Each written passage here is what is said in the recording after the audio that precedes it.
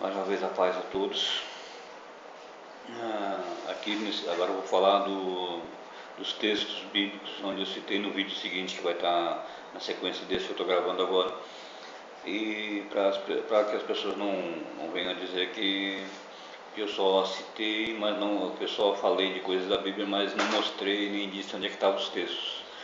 Então, para você procurar na sua própria Bíblia e ver que o que eu estou falando é a verdade, o que eu estou falando é a palavra de Deus, os textos onde Jesus fala que a gente tem que negar a nós mesmos e sobre as riquezas e tal, Lucas 9, 23, Mateus 16, 24, Marcos 8, 34, onde Paulo fala, o apóstolo Paulo, onde ele diz que reputou por perda tudo que ele conhecia e que ele tinha até aquele momento, é em Filipenses 3, do 7 em diante ali. E onde Jesus fala, Paulo também fala numa das cartas que a gente tem que andar satisfeito e tal, mas aqui eu vou falar só os textos de Jesus, onde eu não tenho que andar ansioso nem inquieto, é Lucas 12, 22 em diante e Mateus 25, 34. No Novo Testamento tem muitos textos onde fala sobre isso, mas eu vou deixar os mais assim, onde Jesus está falando. E é onde fala sobre que quem ofereceu os reinos desse mundo para ser seguido, que não foi Jesus, foi Satanás, foi na tentação de Jesus. Está lá nos textos de Mateus 24, Marcos 1 e Lucas 4.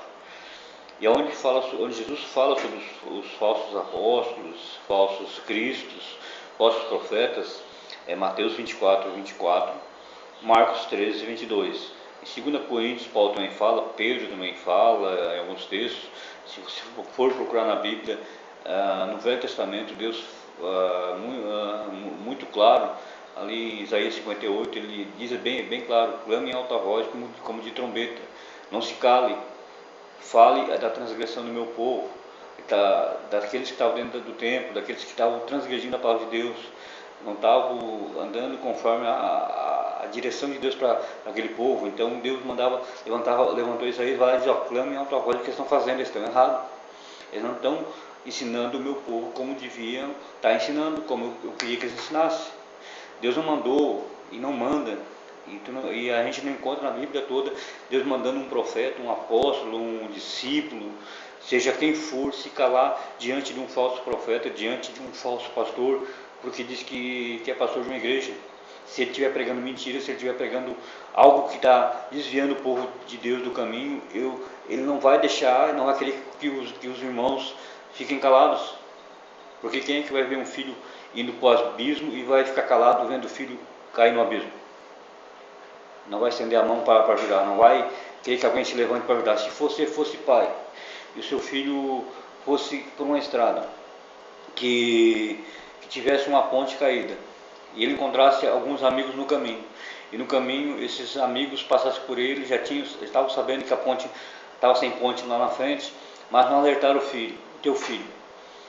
Quando você soubesse que o seu filho tinha caído naquele abismo, tinha morrido, e você descobrisse que ele passou por alguns amigos no caminho, esses amigos não falaram nada, não alertaram ele, como é que você ia ficar? Qual é o sentimento que você ia ter por essas pessoas que não avisaram o seu filho? Imagina Deus olhando para nós aqui embaixo, Ele mostrando a verdade para nós, e nós sabendo que tem irmãos, que tem filhos de Deus que estão sendo enganados por falsos profetas, falsos pastores. Nós estamos calados, porque estamos com medo da nossa reputação, com medo de ferir egos, com medo de pessoas nos criticarem, estamos preocupados com nós mesmos, com nossas vaidades. Nós estamos negando a Cristo, porque nós estamos nos calando diante daqueles que estão pregando o falso evangelho. O povo está indo para o inferno, o povo está se enganando dentro da igreja, está sendo distorcida a palavra, e aqueles que conhecem a verdade estão se calando. Até quando nós vamos se calar diante dos falsos profetas, dos falsos pastores, de toda essa corja que está dentro da igreja, usurpando, tomando o lugar de Cristo, tomando o lugar dos verdadeiros homens de Deus? Mas o tempo de Deus está curto, então nós não podemos nos calar vendo as pessoas sofrendo, sendo enganadas dentro da igreja. Não estou falando contra aqueles que estão na verdade, não vão se doer pelo que eu estou falando. Aqueles que entenderam a palavra de Deus, aqueles que têm amor por almas, vão ficar felizes de saber que tem pessoas preocupadas com aqueles que estão lá.